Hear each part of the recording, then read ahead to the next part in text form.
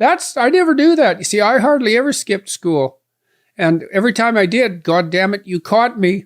I did it like 3 times. One time I drove to Hines Creek. 3 times. Really? It wasn't I tell you, it wasn't very often. One time I drove to Hines Creek to get away from you. I thought, I'll drive to Hines Creek. He's not going to find me there. And then on the way back from Hines Creek, you drove by and waved at me. I said, oh my God, he caught me again. So ridiculous.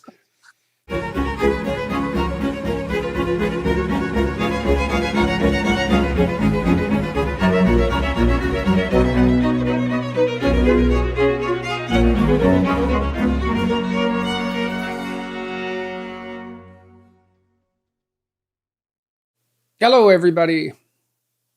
I decided today that I'm going to talk to my dad as the subject for my YouTube video and podcast and find out more about his life, his young life on the prairie in Saskatchewan, about his father, my grandfather, his grandfather, my great-grandfather, his mother, and what it was like growing up back in the 40s mostly. He was born in 1937, July of 1937. And we've talked about such things, but not that much.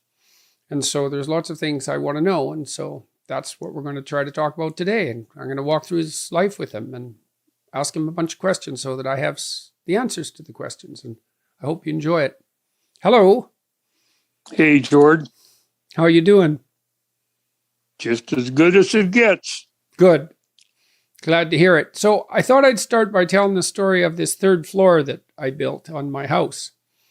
And so one of the things we did, we were going to build a log cabin on the 3rd floor of this semi-detached house right in downtown Toronto. Tammy and I thought about that. I guess we wanted a cabin out in the woods, but we thought we could at least build one on our 3rd floor. And that sort of morphed into this Native American big house, which is all made of wood inside, unlike the plaster sheeting that makes up the rest of the house. So walking up there is quite a transition. And we built it with some local architects and with some input from a Kwakayotu carver who filled it up with totem poles. But on the walls, you and I talked about the possibility of tearing some old wood off the farmstead in Saskatchewan, off the original buildings there that great-grandpa Barrett homesteaded. And so that happened when the totem poles came across the country on a 53-foot truck. Joel, my brother, had helped tear a bunch of the wood off the buildings surrounding the original house and off the barn. And so the wall, both walls, are done in gray wood or red wood, because some of the buildings were red, that barn red, or they're made of doors from the buildings.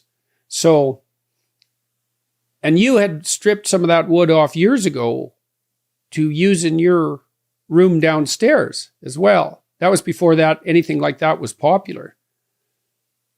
Yeah. I took the floor out of the loft of the barn, and I used it for flooring in the cabins at the lake. I didn't know you used it for flooring there. You also used it in a decorative way in the pool room.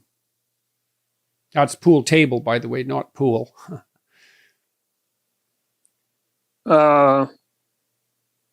Downstairs here, you mean? Yeah. No, that wasn't from the barn. That was from a friend of mine.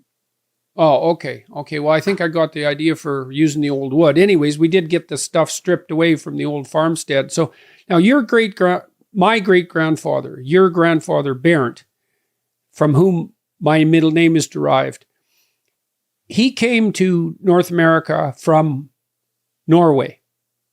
No, he was born in North Dakota or in Minnesota. Was it his father that came? Yeah, his father and his father-in-law. Did you tell me they built a boat and came to Norway, or came from Norway to New York? That actually was his father-in-law that built the boat. And the two families came. I think there were a total of 9 or 10 on the boat. Yeah, they left Norway and sailed all the way to New York. And then they ended up in the Midwest, where there were a lot of Norwegian settlers. Well, yeah, Minnesota and North Dakota were the, Wisconsin too, to a certain extent. They were just the areas where the Norwegians and the Swedes settled. Yeah. So they migrated that way. And then there was a move up into Saskatchewan. Yeah, about 1910, I think, was the first time that they came up and homesteaded. And then they left again because it didn't work out. As I guess homestead life was pretty tough, so they left again, but they didn't sell the place. They did have an auction. My grandfather's old clock was in the auction. And when they came back to Saskatchewan, they went to an auction sale and he bought it back. And I still have it. So how did they get up to Saskatchewan from Minnesota at that time? Was it rail? No, they drove up. In fact, I think you have a picture of the old car that they drove up in. I don't know what it was. I can remember seeing pictures of it. They left, and I presume they went back down to Minnesota, but then they came back. No, or where'd they go? North Dakota, place called Vang, V-A-N-G. Both families were in that area, not separated by too much. I think my grandfather worked in the dairy there. And by both families, who do you mean? Well, I mean my grandmother's family and my grandfather's family. And they were married when they came up to Saskatchewan already. Yeah. And so why did they decide to come to Saskatchewan if they were already settled in North Dakota? Well, the grass is always greener on the other side of the fence. Yeah, except when it's in northern Saskatchewan. Burr. Free land, and it's not colder in Saskatchewan than it is in North Dakota.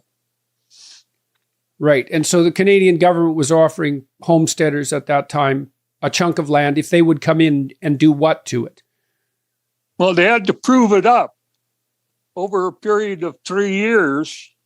I've forgotten how, I think they had to break about 10 acres the first year. And I think they were required to have some sort of a domicile on it. And that's probably a loose word for home. Right. And so do you have any idea why they left the first time? You said it was hard. I mean, we can talk about that in a minute, but any specific reason? Don't have. No, I don't really have. I imagine there were a number of factors. I'm sure life was fairly tough in Saskatchewan. I imagine they were homesick. Anyway, that's the story. They left. And do you know how long it was before they came back? I think it was about a matter of about a year and a half, something like that, or maybe just a year. But I'm not sure of that, George. They thought they'd give it another try, and the second time they stayed. Yeah. Well, maybe it wasn't as bad as they thought, So what would it have meant to break 10 acres of land at that time? What would have you had to do and how? Well, you took your axe and you cut down the poplar that was on the place, and I guess there were a few spruce on it as well. And then you took your grub hoe out and tried to dig the roots out. And you used your team to pull the roots out and piled them up and burned them and cultivated the land as best you could and probably sowed some wheat on it. So that whole area, so that was near Nacum, Saskatchewan. If anyone wants to look on a map, that whole area, the prairie there, would have been covered with trees? Yeah, there were trees there at that time. It was covered with trees. So to clear 10 acres meant you had to cut down hundreds of trees, I presume, and then you had to pull the roots out of the ground one at a time with a team of horses. That's why you could only clear 10 acres, or why you had to clear 10 acres, you said, in the first year. Because 10 acres isn't that big by farm standards. I think it was 10 acres a year for 3 years to claim it up. I don't know. These are things we never really talked about when I was a kid. How do you know about it at all? Well, I guess sitting around the table listening to the adults talk, I picked up a lot of it. So how many kids did your grandparents have? They just had the one, Stanley. My dad. And Stanley was adopted? He was. And was he adopted in the United States or was he adopted in Saskatchewan? He was adopted in Saskatchewan. Do you know if they knew did they know anything about him? Did they know anything about his family? That I have no idea about. That was something that was never talked about as far as I can remember. Do you know how old he was? I don't think he was an infant. He was an infant. I don't think I knew Dad was adopted until I was a teenager. And then I probably didn't believe it the first time I was told. Was it a shock? I don't know whether you'd call it a shock or not. It was, I suppose it was a bit of a shock, yeah. So, and they had no other children? They had no other children. And so I remember going out to that farmstead, and that would have been 25 years probably after you had left it, with great-grandpa Barrett. You, a couple of times, to ride on a potato harvester he had built, and all the outbuildings were still out there, including the blacksmith shop, and the I don't remember what you called it. It was this contraption, like an enclosed sled that you used to go to school in. It was still intact. Caboose, yeah, you called it a caboose. Why was it called a caboose? Oh, God only knows. I don't know. I have no idea why it was called a caboose. That's probably a good question to ask Google. All right. So you, Barrett and his wife, and I don't remember Barrett's wife's name. Of course, I never knew her. Clara. So they built a log house on the prairie and a barn. And there must have been 8 or 9 other buildings, small shed-like buildings. One of them was a blacksmith shop. Oh, yeah. Well, there were different buildings over different periods of time. But you're right. There were probably at least a half dozen other buildings than the house and the barn and the shop. And the pump.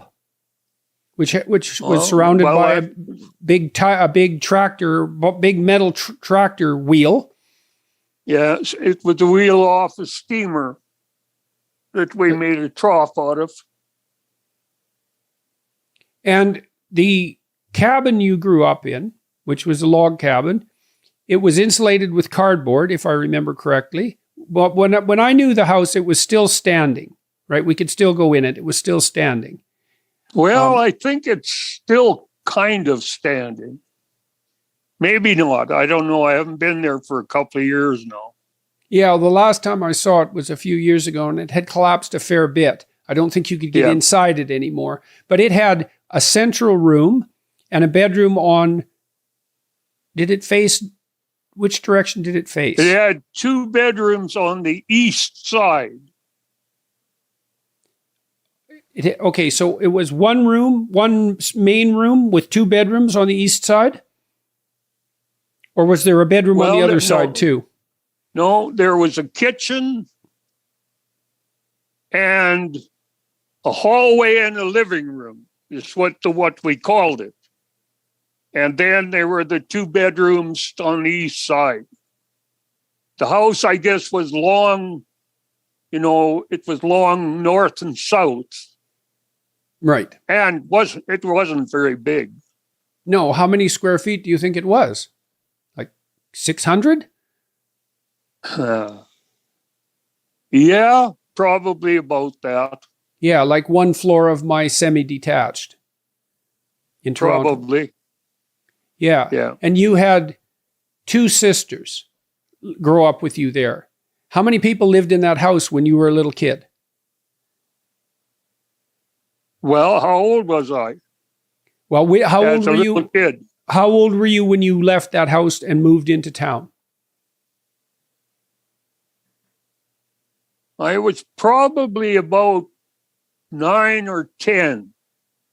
Okay, so you should have some pretty decent memories of that place if you were that old. Okay, so how many people lived there in that house from the time you were born till the time you were 10, generally speaking?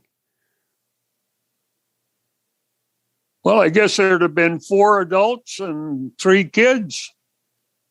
4 adults. So your grandfather and your grandmother, Barrett and Clara, and Stanley, your dad, and Bernice, my mother, Bernice, his wife, and your sister Judy and your sister Betty, both of whom were younger than you. Right. Okay, how did all 7 of you live in that house? There was 2 bedrooms. How was that? How did you manage that? How did we manage that? I really have no idea how we managed. Well, who slept in which bedrooms? Were all the kids in one bedroom? But that would only leave one room for the adults. Yeah. I don't know whether I can answer that question or not. I don't think I know. Okay. You have a soft spot in your heart for that house. A soft spot. Yeah, well, you always go back and visit it, and you're nostalgic when you go out to the farm. Yeah, I guess I have a soft spot for it. I grew up there. Yeah, well, what was it like to grow up there? Good. Good how? What did you do? Like when you were a little kid, when you were just the earliest memories you have? What are the earliest memories you have of being out there? Now, you spoke Norwegian out there, right? Primarily. Well, yeah, kind of a Minnesota Norwegian, I guess. My grandfather and grandmother spoke Norwegian mainly. They could both speak English, but mainly they spoke Norwegian. My dad spoke Norwegian when he was with my grandfather and grandmother, and English the rest of the time. My mother, Bernice, probably could speak some Norwegian, but we spoke some English too because neighbors weren't always fluent in Norwegian, although a lot of them were. So what was life like there on the farmstead when you were a kid? You had animals, you had horses. We had horses and cattle, pigs, chickens. Who took care of them? Well, I guess we all did, or I shouldn't say we all did, but my grandfather and grandmother and mom and dad took care of them. And what did that entail? And how many cows were there? Do you have any idea? Well, I would guess that there were probably about 6 cows that were milk producers, and then the rest were raised for beef. Excuse me. Horses, we probably had 4 or 5 horses all the time. And did you ride a lot? Ride horse? Yeah. No, not very much. I rode some, but I wouldn't say I was a cowboy or anything. Any particular reason? Did you like horses? Was it interesting to you, or were they work animals? Well, both. They were interesting. They were work animals. I mean, that's what pulled the implements when I was a kid. I can remember when we got our first tractor. And I can remember when we got our first rubber-tired tractor. But I can also remember riding on implements with my grandfather, driving 4 horses in front of it. Plowing and that sort of thing, and harvesting. Well, I don't remember plowing as such, but I remember seeding, because on the seeder you could stand on a platform at the back of the unit, and you had a good view of everything, and there was something to hang on to so you didn't fall off. And we had an old dog named Pooch who used to sit right up on the seed box and kind of look around the whole country while we were doing that. He got pretty good at balancing. How big a farm would have the family handled at that time? I think it was 3/4 as long as I can remember. And how many acres are in a quarter? 180, 160. 160. So it was 480 acres. And so the farm obviously expanded past the initial homestead relatively rapidly? That I don't know. I know who owned the quarters that were bought and brought into the farm, but I don't know the details of it, and I don't know when. Right. So when Barrett and Clara came back up, they made enough of a go at it the second time to establish a farmstead that was successful enough to buy other reasonably sizable pieces of land. I mean, 3/4 is not an immense farm by modern standards, obviously, but it's not no land at all. It was probably at its time fairly average. I mean, there were families that had 1/4 of land. So 3/4 was actually pretty good. Mm-hmm, mm-hmm. And so everything you ate, I presume, pretty much came directly off the farm with the animals that you had. So eggs and milk. Were you milking cows every day? I wasn't. My mother was a great milker. I can remember her doing the milking a good portion of the time. Grandma showed me one day a picture of the cabin with the firewood she had split for the winter. And if that cabin was 600 square feet and a story high, the pile of wood that she split looked to be 1,200 square feet and about at least as tall as the cabin. When she said she split it, I don't think she meant that she manually split it. She may have had something to do with it, but we had a wood splitter, which was run by a small gas engine. And you could split wood to beat the devil with it. Yeah, well, that sounds like a lot easier than having to do it with an axe. I know that Grandma was a busy woman, but that does make was. Yeah, well, she must have had her hands full with three kids and a whole farm to run. And then when the threshing crews came in the fall, if I also recall, she used to have to feed them as well. And that was on a wood stove. She and my grandma, yeah. And that would be 14, 15 men. It pretty well filled the kitchen as I remember it. Yeah, I bet. So, and they were fed how many times a day? Would she feed them 3 times a day when they were threshing? 3 times a day. Right. So that's 52 meals for very hungry men. And that would be one of her many chores. Yeah. Nobody said it was easy. No. When Grandpa showed me one time or I saw a picture of him. I think he showed me, though, the parka that he wore out in the winter to do his farm work. And I mean, Saskatchewan's plenty cold. It gets to be minus 40 there on no shortage of occasions. And it also has quite the blistering wind. And I mean, it was a wool jacket and jeans essentially underneath it. It wasn't anything particularly bulky or fancy. So I imagine winter was it could be pretty brutal. Well, I think it was generally true that there weren't adequate clothes for the temperatures that we did have. I mean, the best you had was wool, and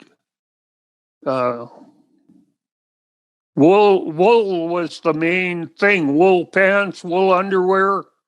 A heavy wool coat, if you were lucky enough to have one. Maybe it had canvas on the outside for a windbreak. But those guys were tough, Yeah, well, I remember Grandpa's forearms. I mean, they were no joke when he was I remember him from about the time I was 10, I suppose. I think that's about where his memories come from. He would have been 50 probably at that point.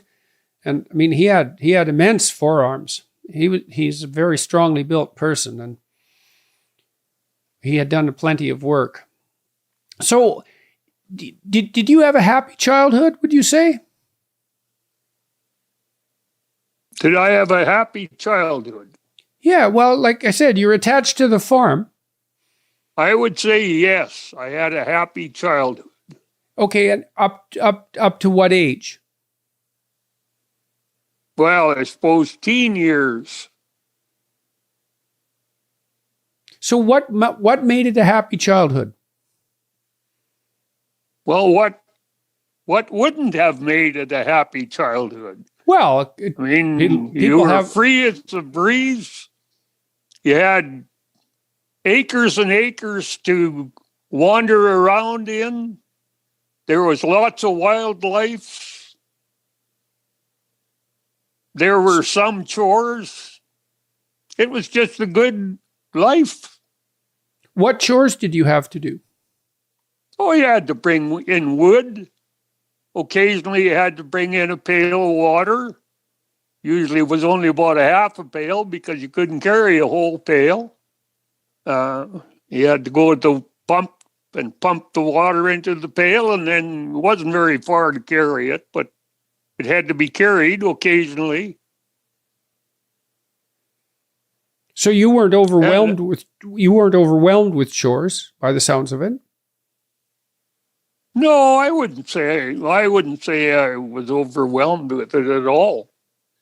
No. So you had I had some things to do. Right. And you did them. Yeah. And if you didn't do them, what happened? Or did that just not happen?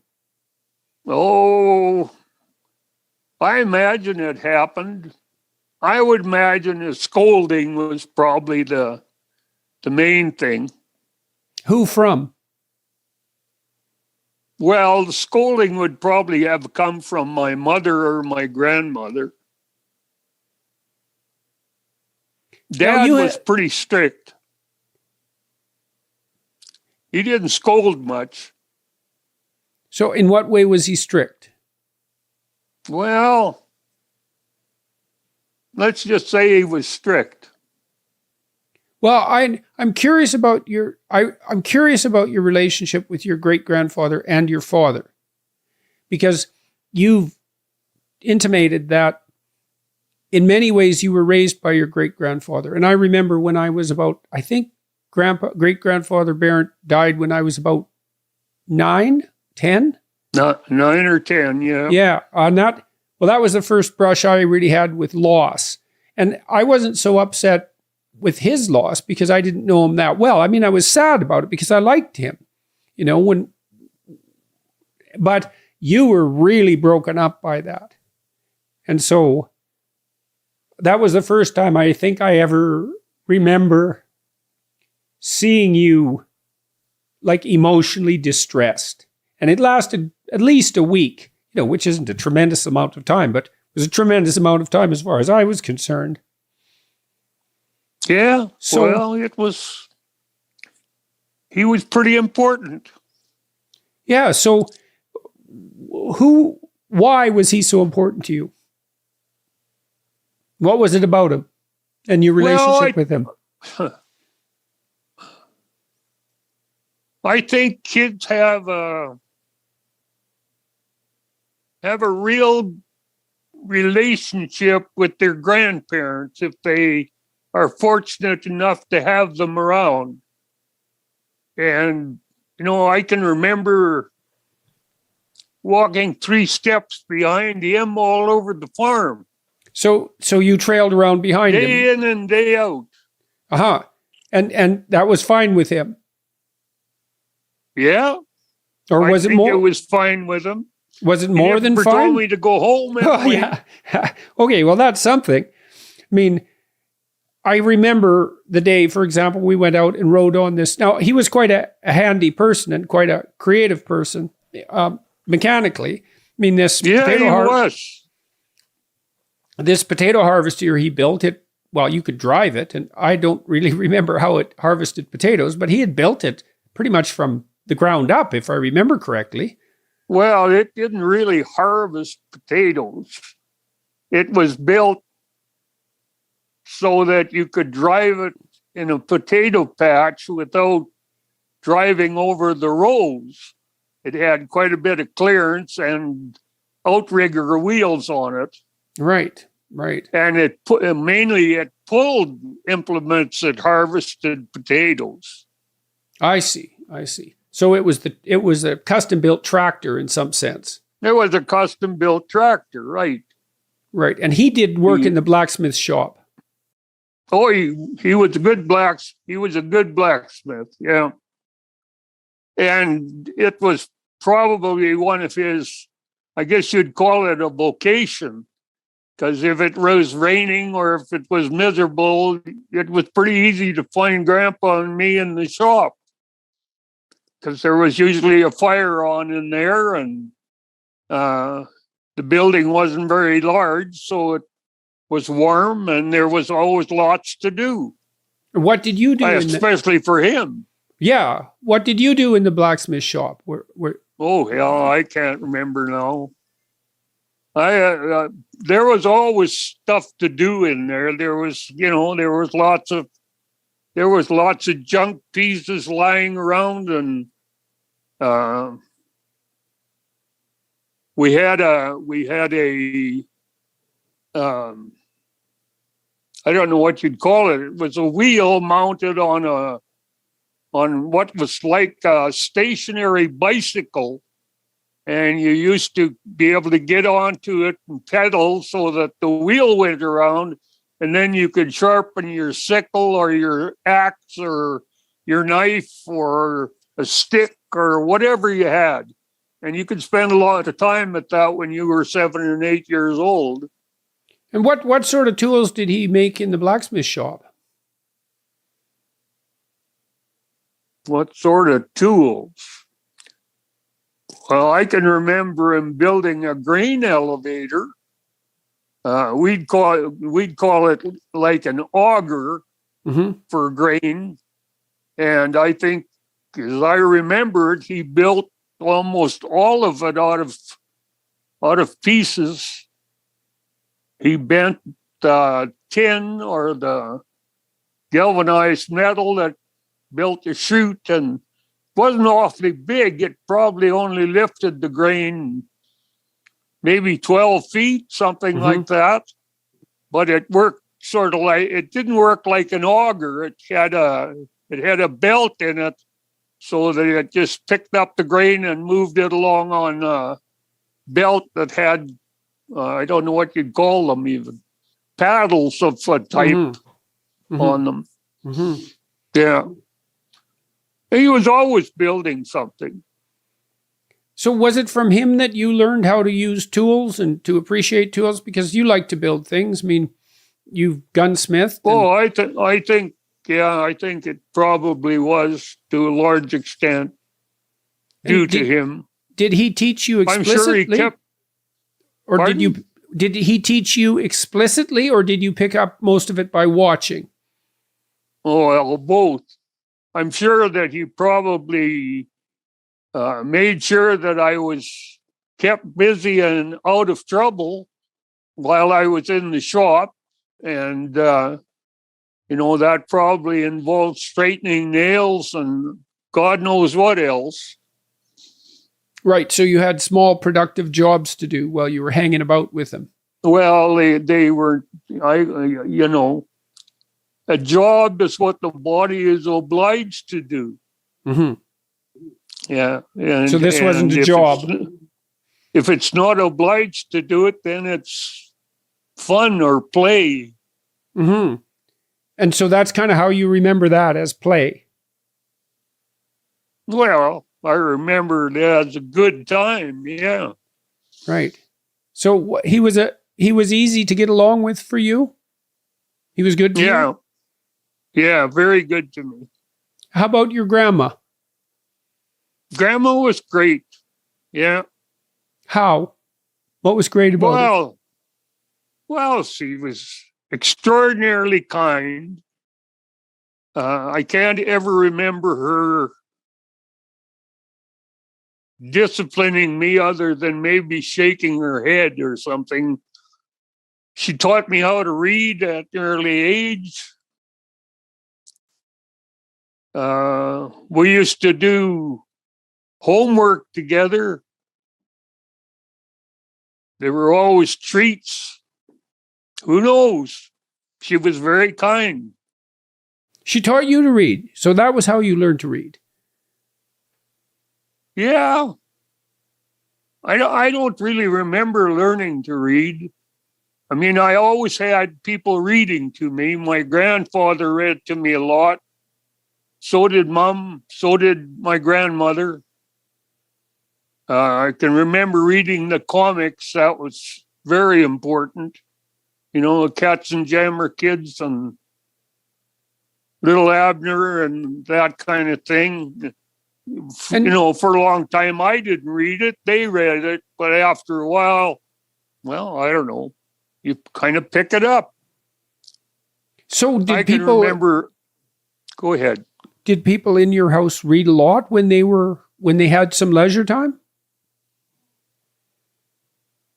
I wouldn't say a lot because there wasn't all that much leisure time. And, for many years, when it got dark, it was dark inside the house too. Kerosene lamps didn't throw very much light. Right. Was there ever electricity in the cabin that you grew up in up till the time you left? No. So that was all kerosene? Kerosene and later gas lamps. Right, which were a little brighter.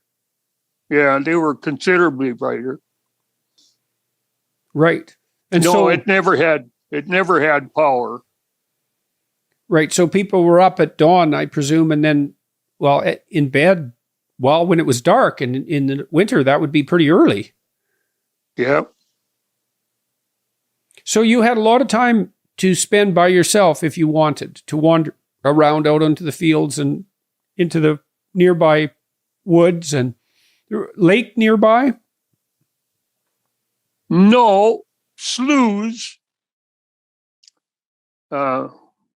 which aren't as deep as lakes, I guess, similar, but there were lots of sloughs around, and sloughs always had wildlife around them. Yeah, I wandered around a lot when I was a kid. I think I knew every bush within about 5 miles of home pretty intimately. Do you mean every tree? Well, not every tree, but I wasn't about to get lost in it. Yeah, well, there's something about that exploration you do when you're a kid that really familiarizes yourself deeply with a place. I don't know if you ever do that again in your life when you move. You know, like I can remember the houses around the house I grew up in Fairview far better in my imagination than I can picture the houses in this neighborhood. Like far better.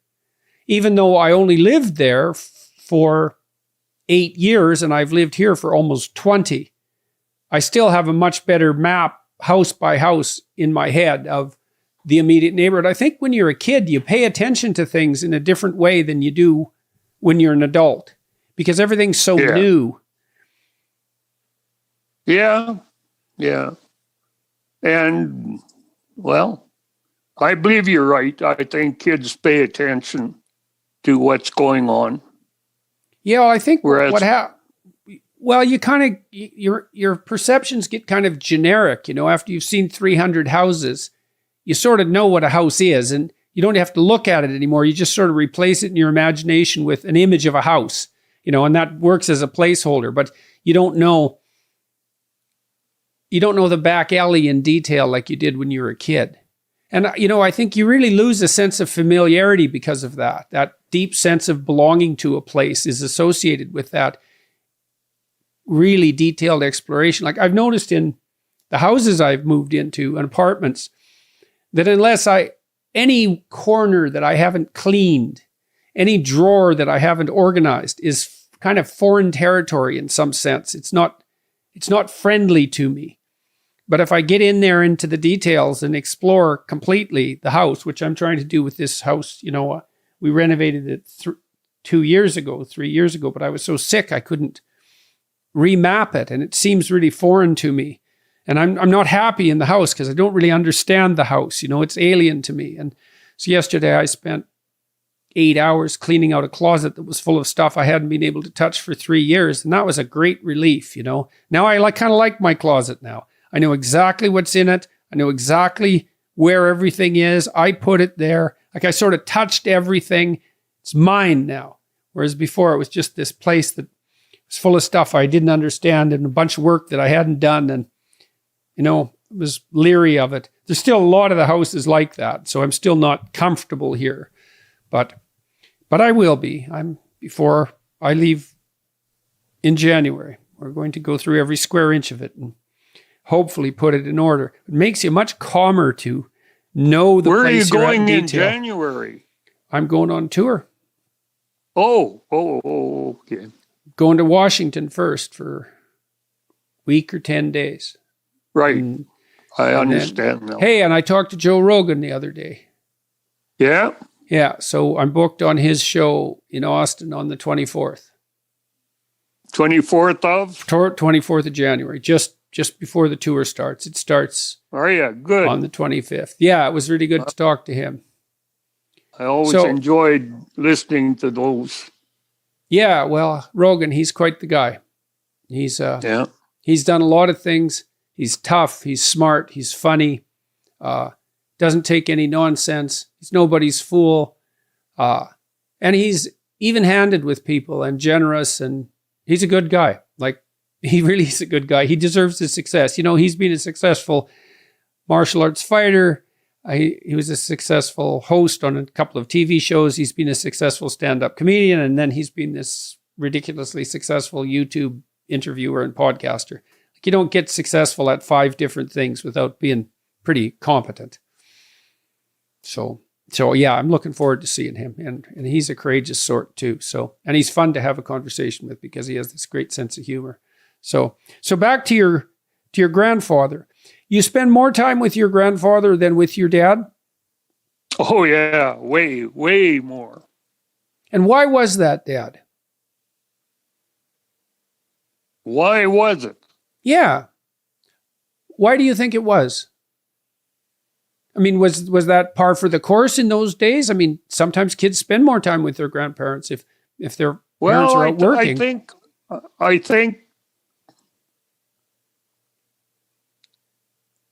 I think grandfathers probably have more patience than fathers do at times. I don't really remember spending very much time with Dad at all. Did you get along with him?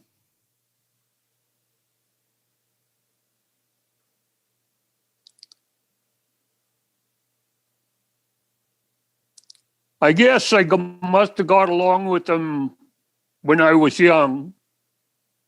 But as a teenager, I would have to say, no, I didn't get along with him very well. Why? Well, What I guess happened? I was probably as headstrong as he was. Who knows? What sort of things caused conflict? I guess damn near everything.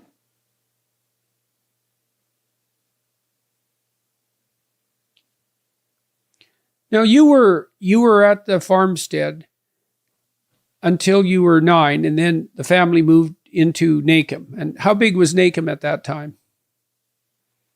Oh, it probably was 400 people, maybe. And how much different was Nacum when I got to know it when I was a kid from the Nacum you grew up in?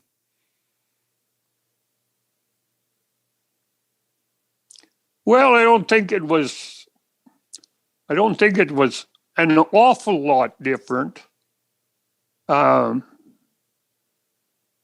guess there probably were some things you wouldn't do anymore when you were there that we did commonly every day. Never thought anything about it. Like what?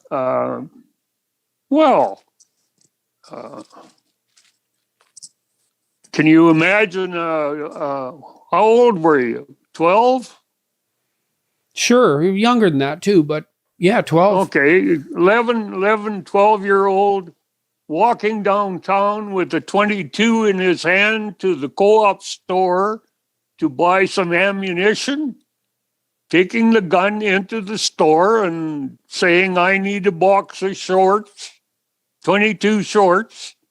And the people behind the counter wouldn't even blink an eye. They just give you a box of shorts and take your 50 cents from you.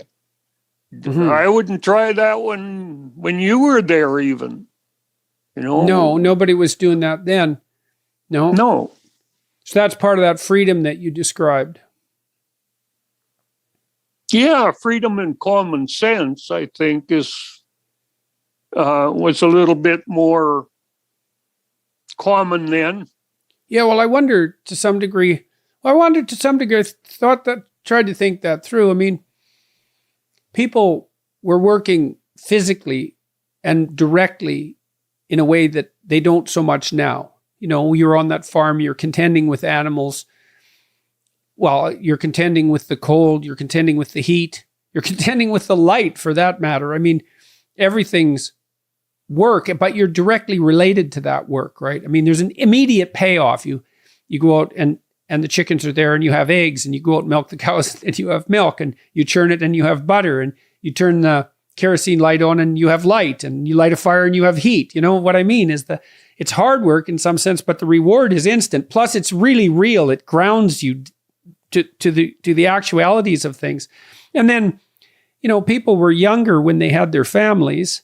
And so I think they were more likely to grant their kids, because they were a little more wild, let's say, being young, more likely to grant their kids a certain degree of independence because they were still young and wanted to have fun. And then most people had more siblings than they do now. Yeah. You know, and I think one of the reasons that people are more helicoptery around their kids now is because they wait till they're 35 to have them. And so they're older by then and more cautious. And then they only have one or maybe two. And so they don't have 10. You know, it's like, you're not going to stay on top of 10 kids. That's not going to happen. I don't think you can stay on top of 4. And so that means to some degrees the kids raise themselves, right, in sibling groups. And the parents supervise, but sort of from a distance. And I think you probably get a lot more realistic view of the world and your place in it when you're wrestling for position with like 6 siblings. Yeah, Pretty hard to be. It's hard to be special in that situation. I mean, your siblings True. aren't going to like that. So you never know what these shifts cause, and that common sense, it seems to me, that's associated with like a grounding in real things, and not this tendency we have now to sort of float off into abstractions. Yep. Yeah, because even when you're trying to build something and you're building it out of wood, let's say, because I built lots of things out of wood, it either works or it doesn't. You know, it's really, the proof of the pudding, so to speak, is right there in front of you. And you can't delude yourself into thinking your tabletop is flat and straight when it's not. It's either flat and straight and the table is stable and looks half decent, or it isn't. So, True. yeah. Yeah. I even saw, you know, in my generation, a lot of the young men tinkered with cars because you could. Yeah. Right? You could understand a car with a certain amount of work, and you could figure out how all the parts worked, and you could even repair them, you know, like yourself. Sometimes you had to buy a part, but sometimes you could repair them, and you had to take them apart and put them back together. And if you didn't put them back together correctly, they didn't work. And now cars are so sophisticated that, well, they can't never even get the hood open. No, well, they never break down virtually. I mean, they'll Yes, run. they do. Well, they run a long times, but you certainly can't toy with them like you once did. They're not immediately at hand in the same way.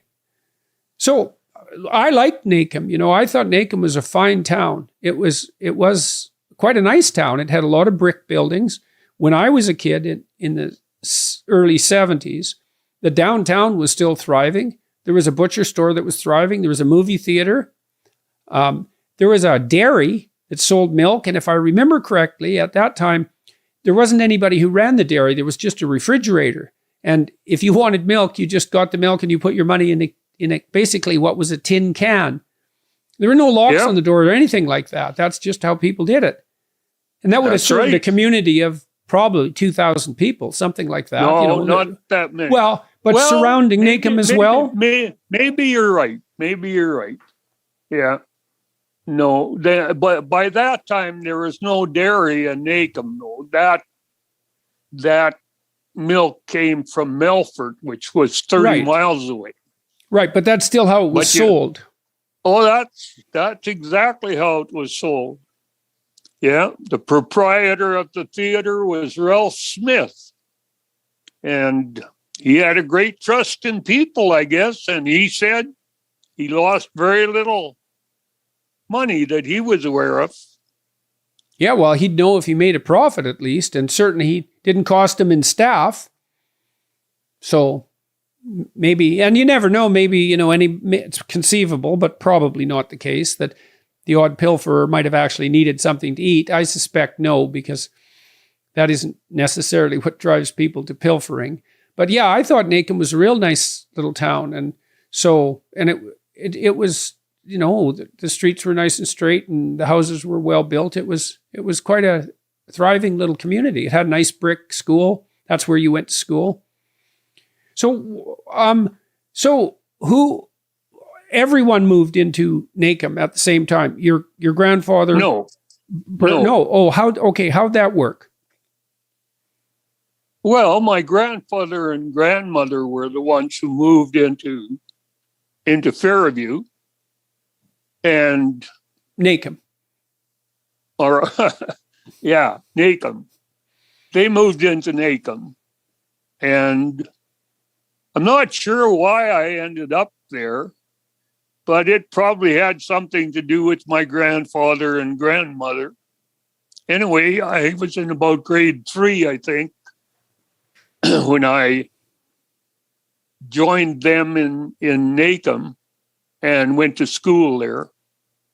And mom and dad and the girls stayed on the farm.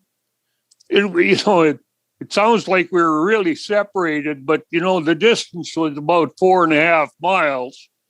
And it wasn't as though you didn't see them every day, because most days you did see them. And was that an okay separation for you? Were you unhappy about moving from the farm? Were you happy to be moving into Nacum with your grandparents? Yeah. I told you I got along with my grandfather and my grandmother exceptionally well. And what about your mom? Mom, I got along quite well with Mom. She was very kind too. And what did she think about you moving into town away from her? I really don't know, Jordan. I don't know.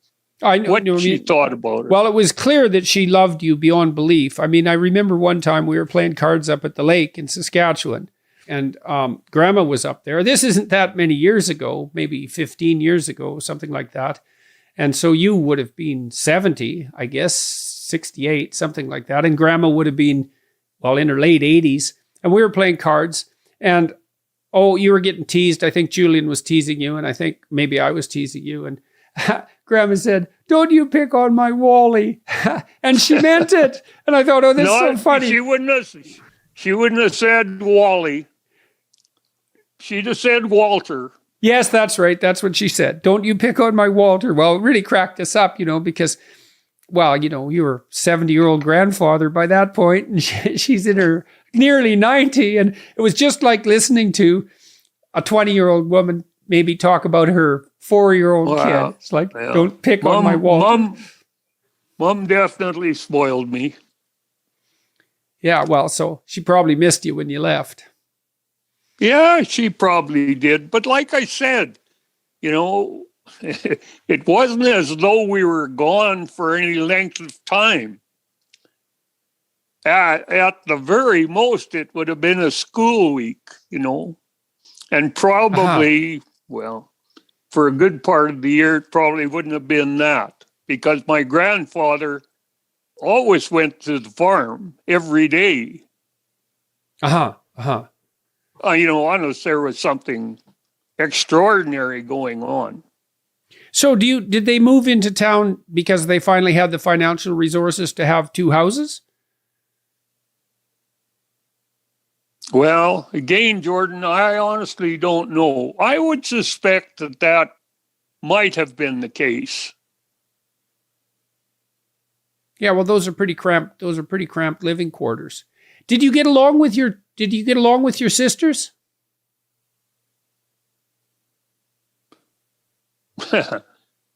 Well, I could say yes, and I could probably say no. Depends. Okay. On the whole, I think we got along relatively well. How much age difference was there? Well, Betty was 2 years younger than me, and Judy was 7 years younger than me. Yeah, well, 7 years is a long gap. And she was very spoiled. With Betty or Judy?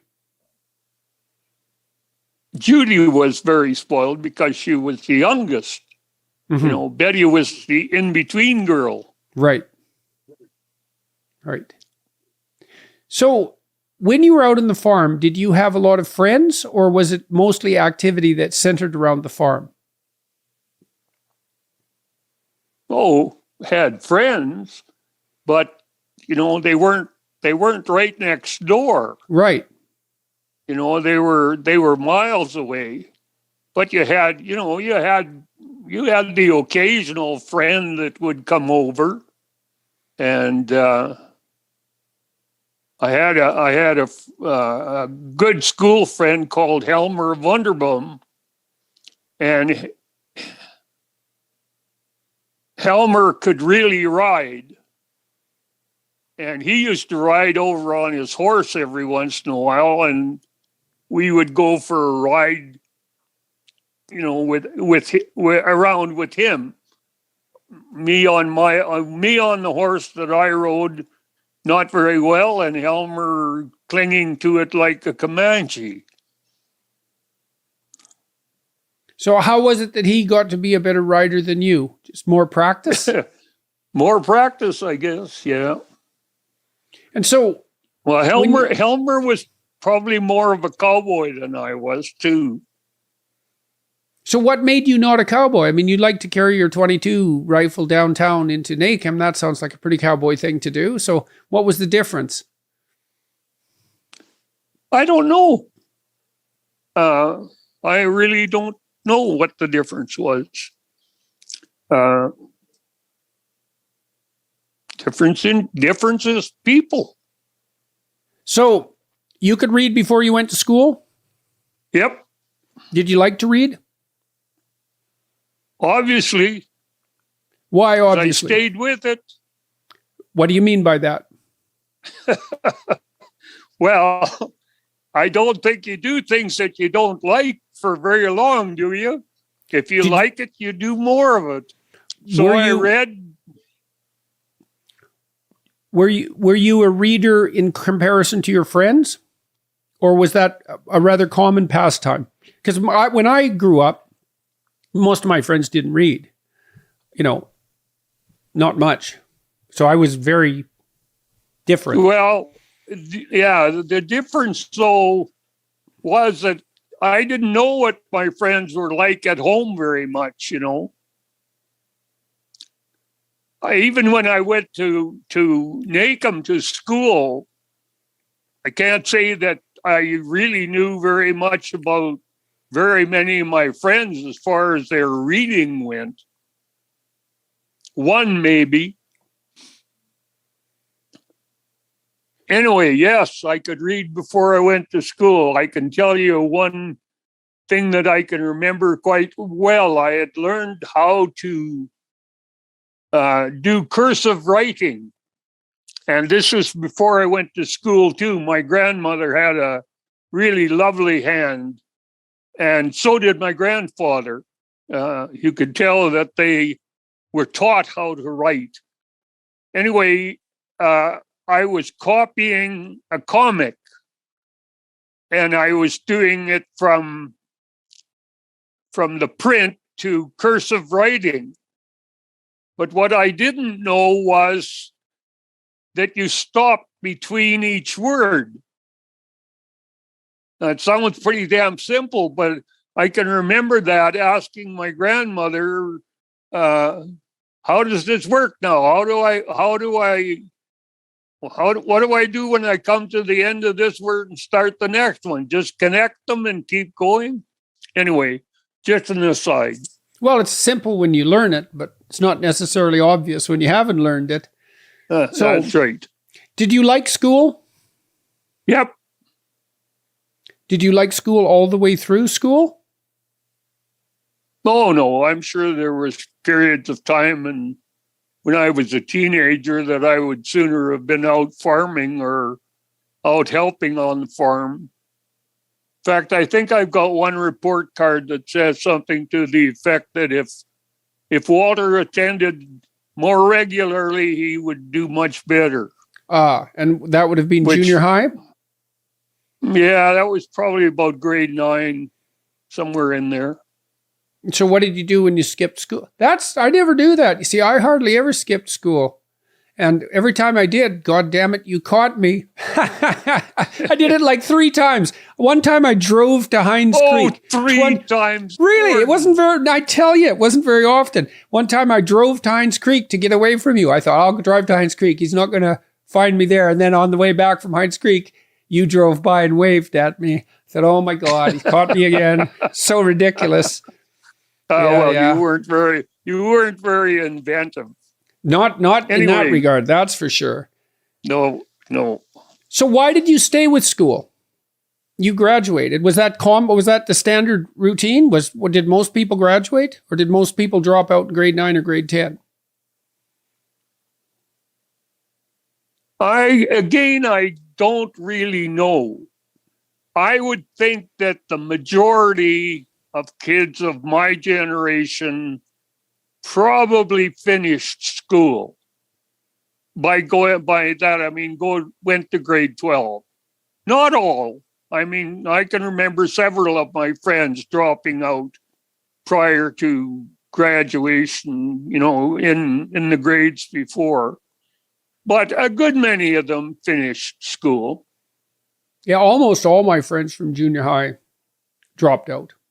Many of them went and worked on the oil rigs, and you could understand that to some degree, but I had a completely different group. Jobs probably weren't that plentiful at the time I got out of school or was in school. Anyway, great grandpa had a band. Yeah.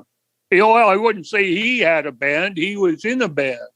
What was the band? Do you remember the name of the band? No, hell no. I don't know that. That's way before my time. Well, they still played. I can remember seeing them play in the living room once or twice.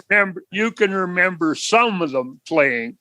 Uh-huh. I think the majority of the ones that he played with in the band were probably long gone, disappeared. Was it a big band? Oh, hell, I have no idea. I don't even know if you'd call it a band. I'd call it a bunch of guys that got together to play for dances. Yeah, but Dad was a pretty good guitar player, and he could sing. Yeah, well, I can remember Grandpa singing. I mean, I don't think we have any recordings of him singing, which is too bad.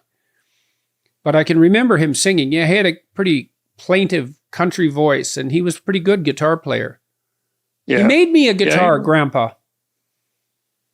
Yeah, I've still got it. It's downstairs here. I know, it's in 2 pieces. What happened was that in the closet, it was strung too tight, and the neck eventually worked loose from the body. Oh, I don't think I knew that. Yeah, that's what happened to it. And I guess you're not supposed to leave a tightly strung guitar like that for too long, or perhaps I'd strung it too tightly, knowing very little about guitars. Yeah. So anyway, it's sitting behind a chair down in the basement. When did you meet Mom?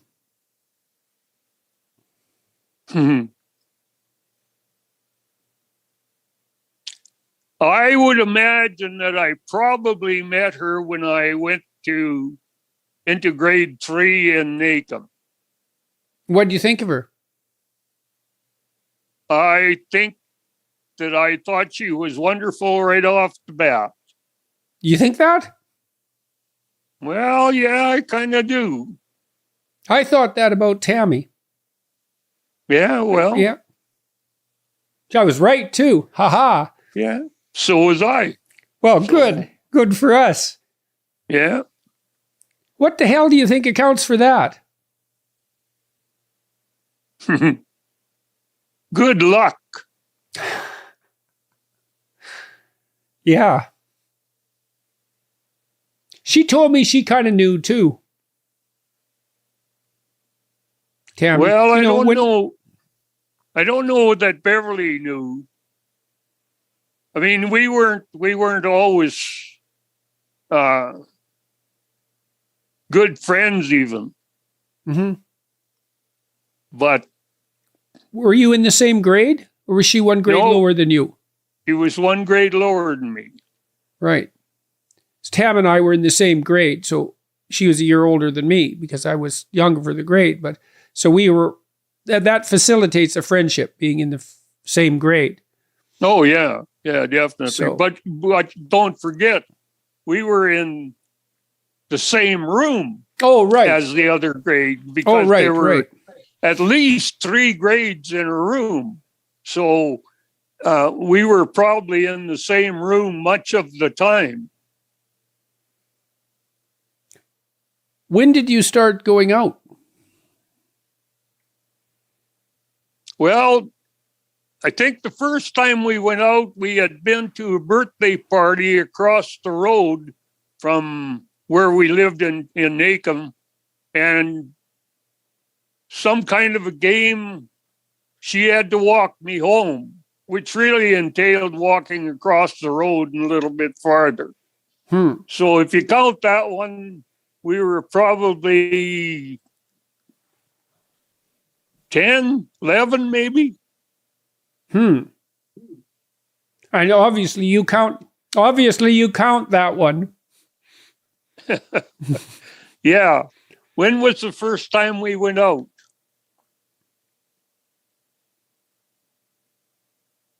I think probably it was, I think I must have been through school, grade 12 or past grade 12.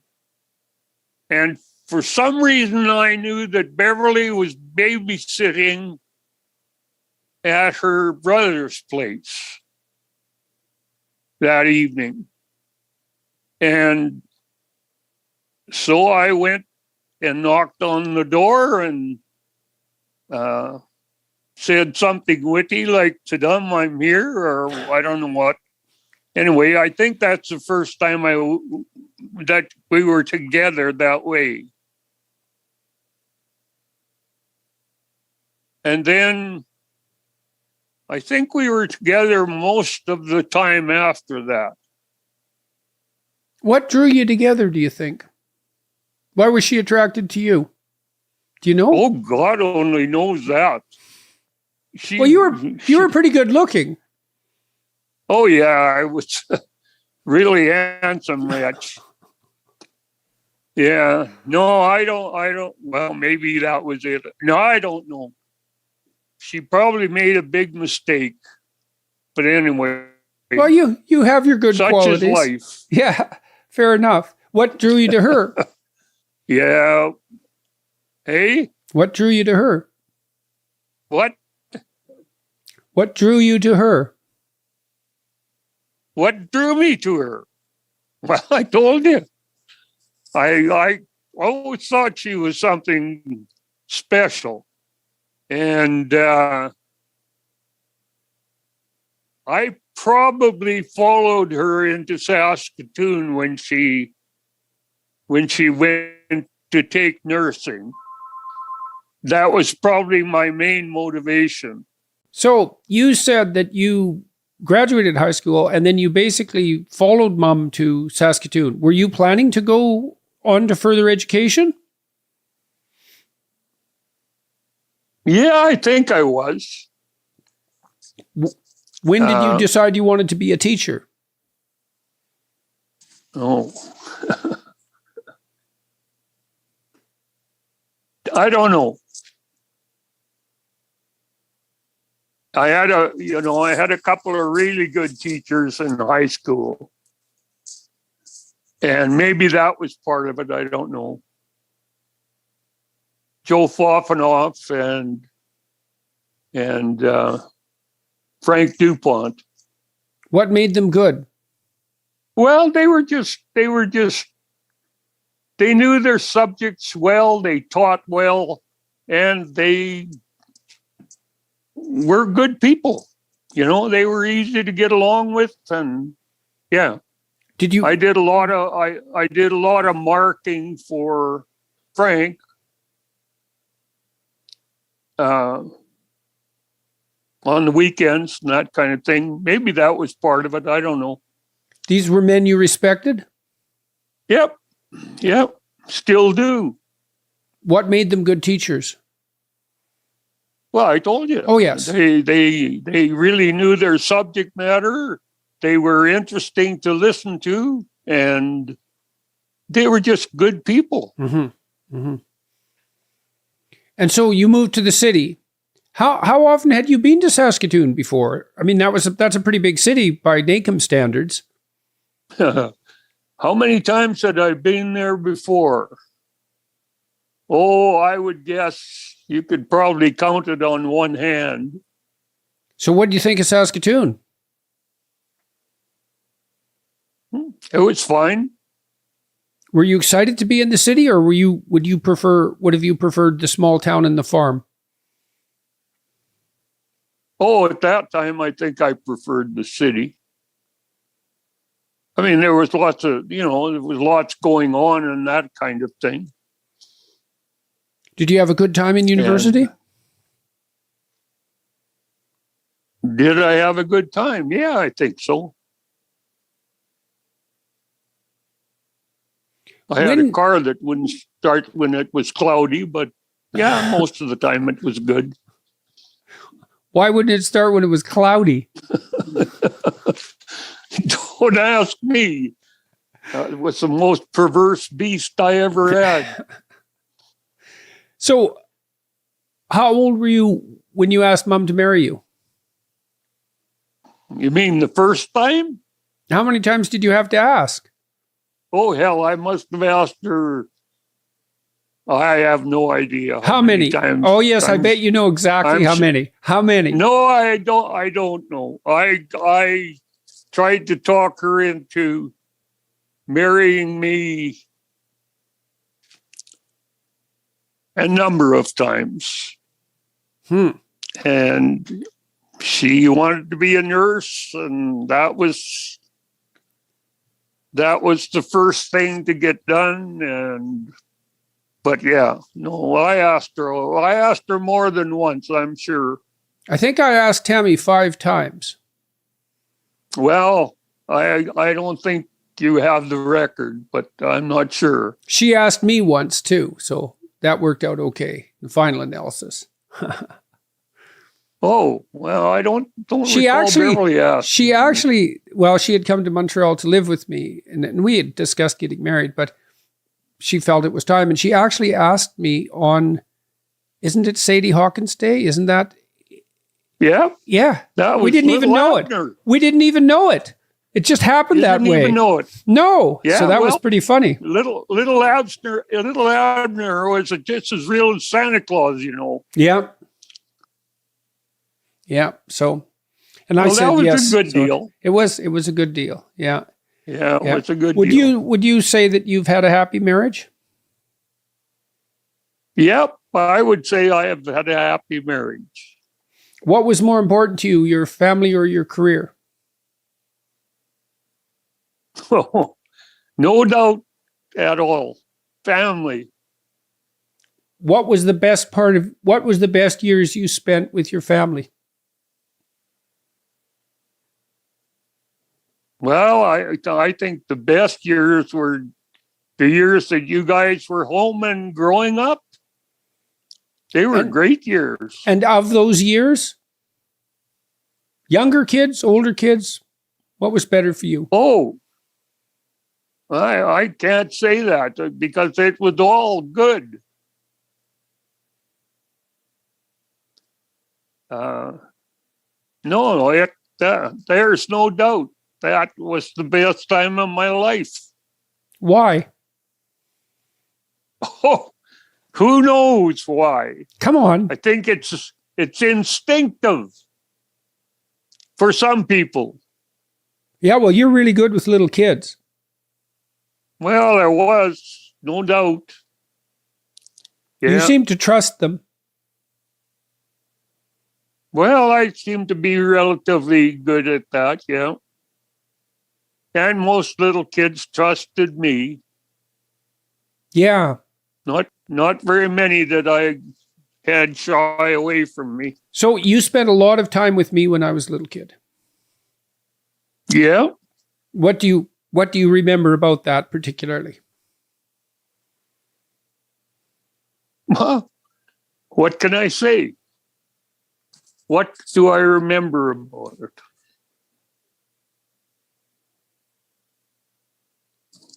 I don't know. I remember quite a few things, but I don't know if any of them are god awful important, you know. Well, pick one. Well, I remember the time that we hatched those chicks in the porch. In Nipawin. In Nipawin. Yeah, that was cool. Yeah. That was interesting. Pretty good. Yeah. I remember driving home with you to Nacum a number of times and talking the whole time because you'd never stop asking questions. Yeah, well, hasn't changed much. No, I know. You kind of are who you are. Yeah, that's right. No, there were lots of good times, Jordan. All good times. I think I remember mostly when I was a little kid reading with you. Oh, yeah. Yeah. Well, that was great. That was so much fun. I thought so. Because what I remember, I was pretty little, but what I remember is that, well, first of all, we had a Dr. Seuss book come every week or something like that because we were in a book club. And you used to come home every night. And after dinner, we would lay on the rug. We had one of those hooked rugs. And we'd lay on the rug and you'd put your arm around me and away we'd go through one or two books. And you taught me to read, you know, and I remember that going on for quite a long time. And it was wonderful to have the attention. And, and to be given that gift of literacy as well. And to have it instilled in me at such a young age. You know, I mean, I loved reading. It's really shaped my life in every possible way. So, you know, and I remember, you know, one of the things that was different about you, we had our differences when I was a teenager. It sounds kind of like the ones you had with your dad, you know, both stubborn. And I had hanging around with rough kids. And we misbehaved a lot of drinking and that sort of thing, you know, and you put up with them. That's about all you should have done, really, I suppose. But most of my friends, you know, they didn't have a good relationship with their fathers. They had no respect for them. And it was, I know. Yeah, it was really rough on them, those my friends. Those are my teenage friends, or, you know, the ones in junior high. Particularly. Yeah, I know. And, you know, when we were alone with my friends, they'd have a bad interaction with their dad or something, and they'd be pretty hard on him, badmouth him. And I could tell they were mad, bitter, resentful, angry about it. And they had their reasons, or hurt by it, or a combination of all those things, disappointed. But I never felt that way. I mean, even when we had altercations. Yeah. I knew that fundamentally, despite whatever altercations we might have, that you were on the side of my better angels, let's say. Well. Yeah, well, that's a tricky thing to manage, you know. Always that. Yeah, but it's a tricky thing to manage because when you have kids, you kind of, on the one hand, you want to like the kid, you know, but on the other hand, you want to like the kid that they could be even better. So you have to kind of balance that acceptance for and appreciation for who they are right now with a desire to foster further development. And I think mothers sort of specialize in the former and dads to some degree specialize in the latter. It's not that cut and dried, obviously. But the fact that you had belief in my potential has always been of inestimable value. And one of the things that really hurt me when I went on tour and talked to so many people was that was so lacking for so many people. You know, they didn't have someone who really had their back, like really, when the chips were down. Both you and Mom, I knew of that. I knew that was true. And that gives you kind of a foundation underneath you, you know. Well, you obviously had it with your grandparents and your mother. Yep. I don't know what it would be like to grow up without that. You know, you'd be pretty lost, pretty alone. Yeah, well, there's no doubt it would be tough. Anyhow, Mom and I always said we were young and dumb, so everything goes well. Yeah, well, what's been the most challenging part of your marriage, Dad? What's been the most challenging part of being married? Because you've been married how long now? I don't know, 64 years, something like that. Yeah, well, that's a long time. We got married in 60. What does that make it? 61. 61. Yeah, Well, it just it feels wasn't like quite as 64. much. Yeah, it just feels like 64. Yeah. Yeah. Most challenging thing. Jesus.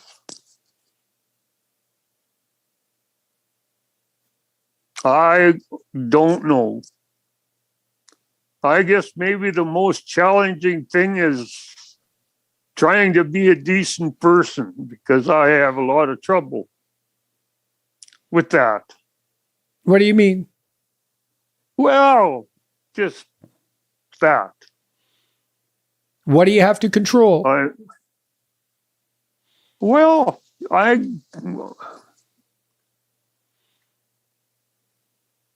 I'm very stubborn.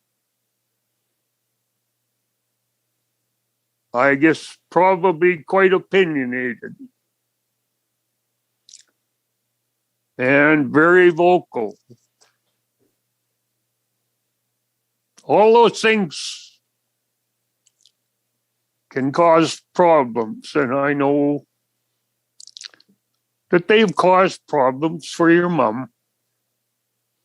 Yeah, well, Mom's kind of gentle person, although she's got a spine.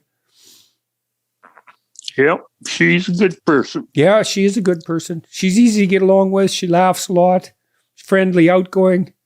Yeah, I can't ever remember really having a fight with Mom, you know? And when we were kids and we used to make her upset, you know, because we were rambunctioning around too much. And we made her upset, that always made us feel guilty because, you know, Mom didn't get upset. If you made Mom upset, you were probably being bad. So we just feel guilty about it. So, yeah, well, you know, being stubborn and opinionated and assertive has its virtues too. Well, they have its virtues, but they are making it very difficult for us. Yeah, well, it's not easy to negotiate continually with someone under the same house. And you and Mom are quite different in many ways too. So you have those temperamental divides to cross. I mean, she's more extroverted and social than you are. Yeah, I wouldn't say I was extroverted and social. No, well, you took my personality test, right? And I mean, you were assertive on the extroverted scale, but low in enthusiasm, whereas Mom is high in enthusiasm and not as assertive. So Jesus, you remember things too long. Yeah, well, I was curious, you know.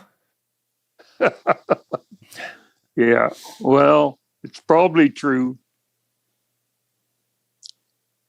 Yeah, well, I didn't, you know, I got to say, when I grew up, I never saw you really back down. So that was something. No, I don't back down very often.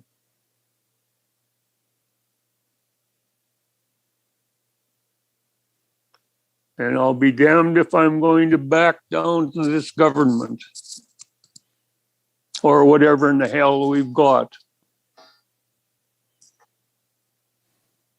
So when are we going to see each other again, do you think? Well, I guess when you come to see me, because I can't go anywhere. And I can't see it changing. Yeah, I'm not very happy about that. No, I'm not neither. But I got to live with me too.